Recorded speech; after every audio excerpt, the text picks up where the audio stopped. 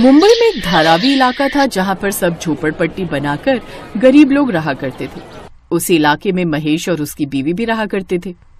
उसका एक 10 साल का बेटा था जिसका नाम उन्होंने बड़े ही प्यार से अमिताभ बच्चन की वजह से विजय रख दिया था।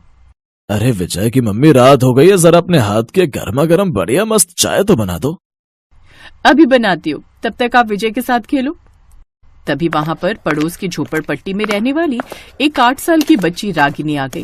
अंकल, आप लोग अकेले ही खेलोगे क्या? मुझे नहीं खिलाओगे? रागिनी आओ, हम लोग मिलकर खेलेंगे।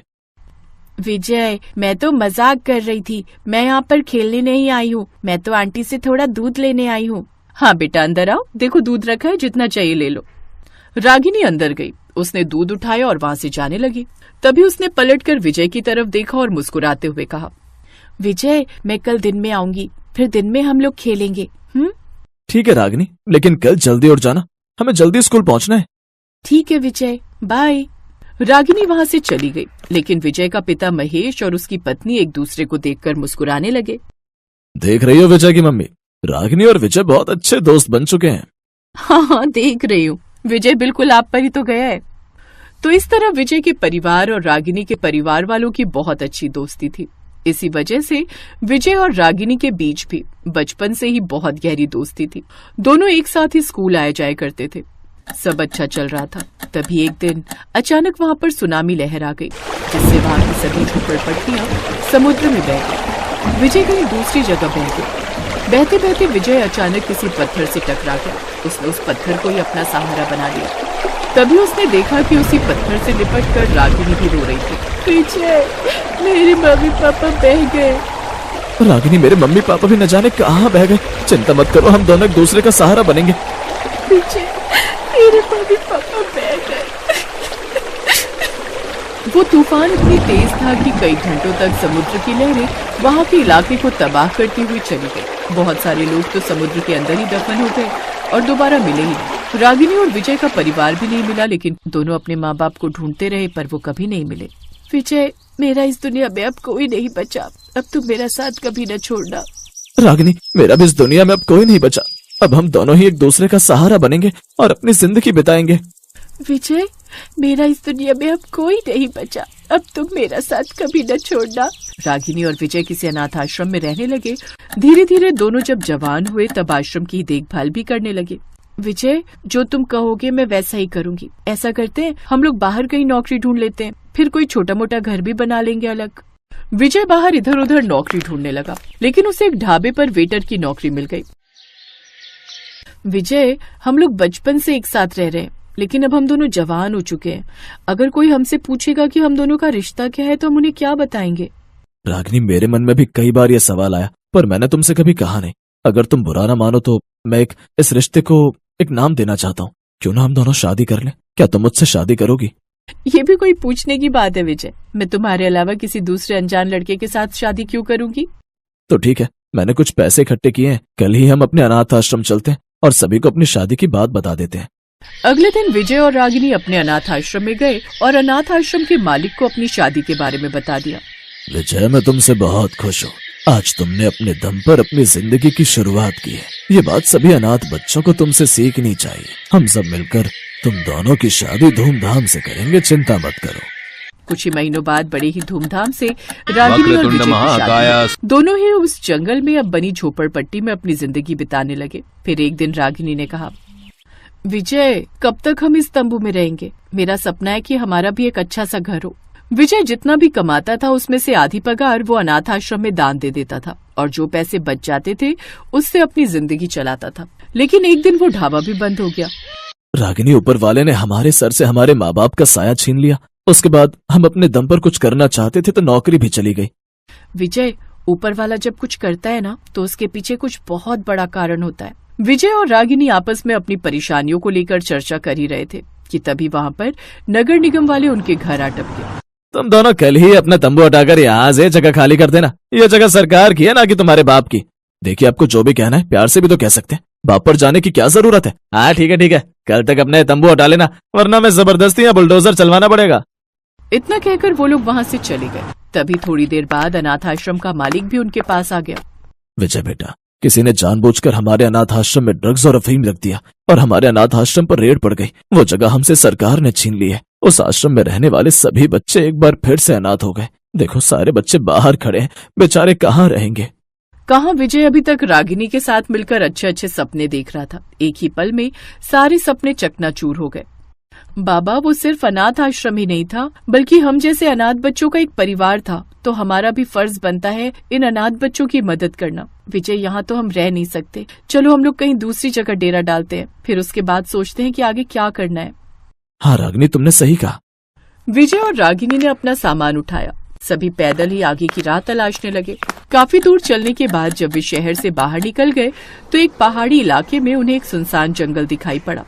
बाबा, ये इलाका बहुत सुनसान है। इस पहाड़ी इलाके में हमें कोई भी परेशान करने नहीं आएगा। हम यहीं पर अपना डेरा डाल सकते हैं।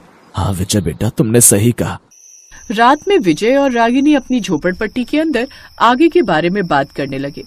रागिनी देखो, एक पल में क्या से क्या हो गया। आज हमारी सुहागरात थी। मैंने सोचा था कि मैं खूब पैसे कमा लूंगा और हमारा भी शानदार बेडरूम होगा, हमारा भी बहुत अच्छा बंगला होगा जिसमें मैं सभी अनाथ बच्चों को रखूंगा। पर सारे सपने टूट गए। यही सब बातें करते करते विजय और रागिनी सो गए। तभी अचानक रागिनी और विजय दोनों को एक साथ एक सपना आया। उनके सपने में महेश के माता पिता और रागिनी के भी माता पिता थे।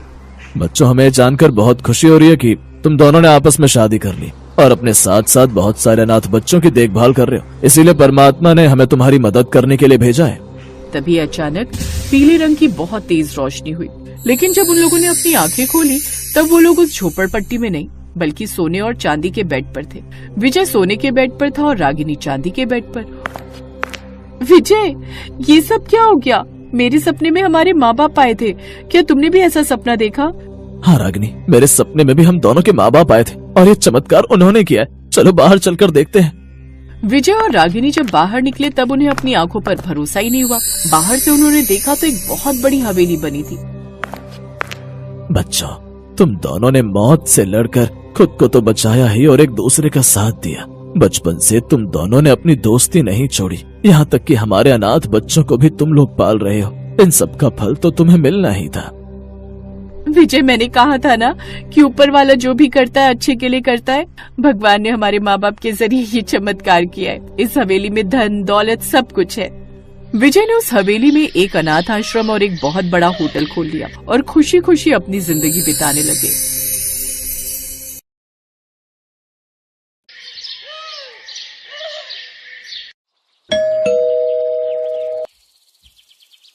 अरे कमला, मेरा छोटा बेटा कुछ दिन पहले ही विदेश से लौटा है। सोच रही हूँ अब उसके भी हाथ पीले कर दूं।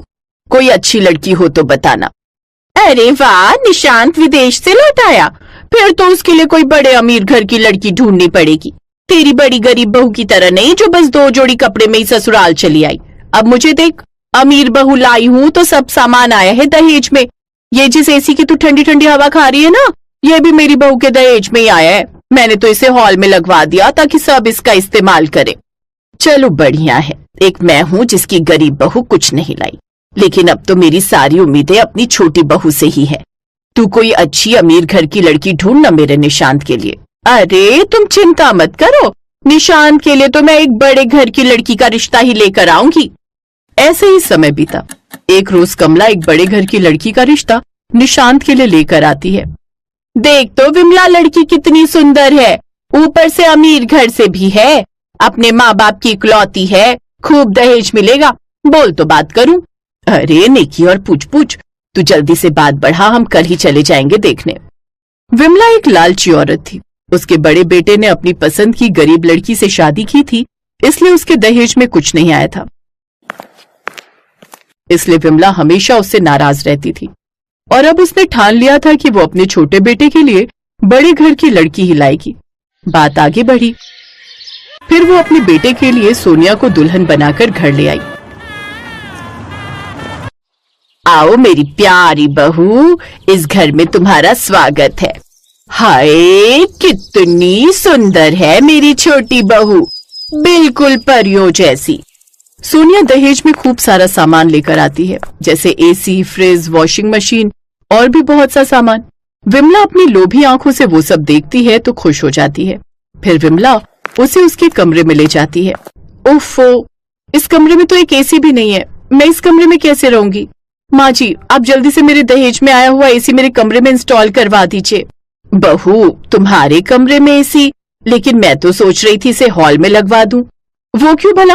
ये एसी मेरे पापा ने मेरे लिए दिया है, और वैसे भी मैं अपने ससुराल में कोई समाज सेवा करने नहीं आई हूँ। और हाँ, वो टीवी भी मुझे बड़े टीवी वाले स्क्रीन पर देखने की आदत है, इस छोटे से टीवी में नहीं। अच्छा ठीक है बहू, जैसा तुम कहो। विमला सोनिया के कमरे में आया हुआ एसी, फ्रिज और टीवी रखवा देती है। ऐसे कुछ दिन बीतते हैं। जहाँ अमीर सोनिया सारा दिन अपने कमरे की ठंडी हवा में बैठती, तो वहीं उसकी जेठानी रजनी घर के कामकाज में लगी रहती। एक रोज गर्मी में सारा दिन काम करके रजनी का गला सूखने लगता है।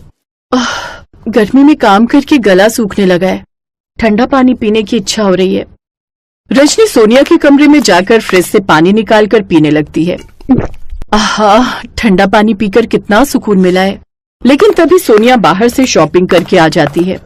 आहा, ठंडा पानी तो बड़े मजे से पिया जा रहा है, लेकिन जरा मेरा कमरा तो देखो कितनी बुरी तरह फैला है, इसे ही साफ कर देती। देवरानी जी, मैं? हाँ, तुम कर भी दोगी तो क्या चला जाएगा तुम्हारा?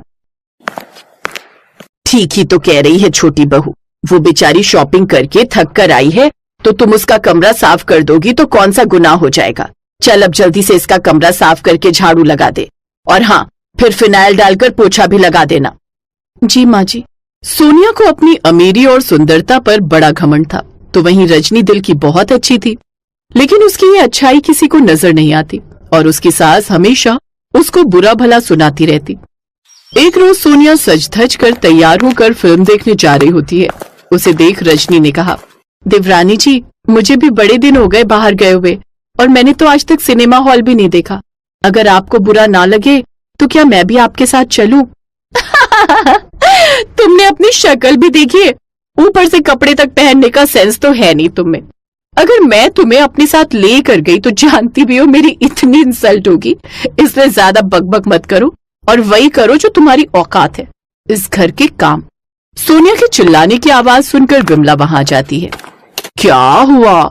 मेरी अमीर बहू गुस्सा क्यों हो रही है? फिर सोनिया विमला को सारी बात बताती है। ये सुनकर विमला को गुस्सा आ जाता है। तेरी हिम्मत कैसे हुई छोटी बहू से ऐसा कहने की? अरे तूने अपनी काली शक्ल देखी भी है? ना जाने वो कौन सी मनहूस घड़ी थी जो मैं तुझे अपने घर की बहू बना कर ले आई।